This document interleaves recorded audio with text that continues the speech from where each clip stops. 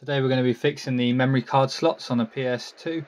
So after you've taken the top off your PS2, what you want to do is flip it over and take the gold screw out where the memory card slots are. This next step is only if you need to replace them.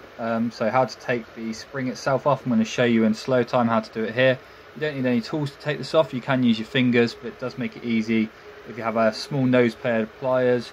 Once you've taken the middle spring part off, you want to take the top little round hoop part off the spring and then place it somewhere safe. Okay, so here we have an empty shell. After I've taken that off, I painted it, so now I want to replace those covers for my memory cards. Mine, I want to line them up again with the holes just to make sure they still fit. I haven't put too much paint on to stop the movement. Also, if you have new parts, this is always good just to make sure they align to the cover. And you also want to put the black part down as well, the base, just to make sure it still fits nice, flat and flush and it hasn't been broken. And then finally you want to put these parts together.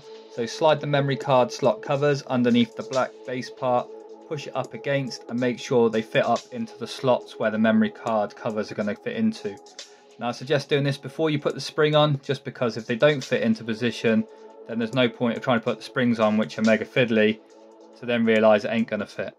Once you're happy with all this, you're going to want to put the spring back onto the memory card covers and then fit them in against sitting correctly.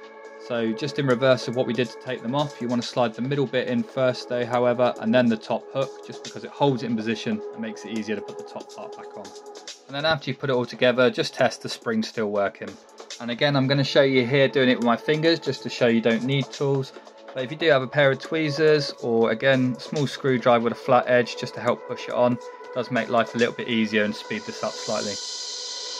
Then last thing to do is place it all together. So the memory card covers need to go under the black base, that goes over the top, and then the spring goes into the position at the bottom middle. You'll see a little channel for it to sit into to allow it to spring properly. If you haven't done it correctly, the spring will be on the outside. This will allow it to open, but it will not spring it closed for you. So finally that brings us how to do it correctly.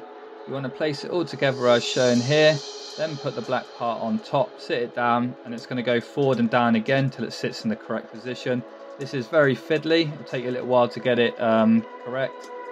Once you get there, however, your springs are going to sit in the channels nicely, nice and flush, and then you're going to test it a couple of times just to make sure that works. If you notice, however, when you put it together that it's still sitting slightly crooked on one side, what you want to do is just take the black part at the bottom back again a little bit and then push it back into position. This seemed to help for myself. As I say again, it does take a lot of time and patience to do this, but once you get it sitting right, it is quite satisfying to know that you've done it.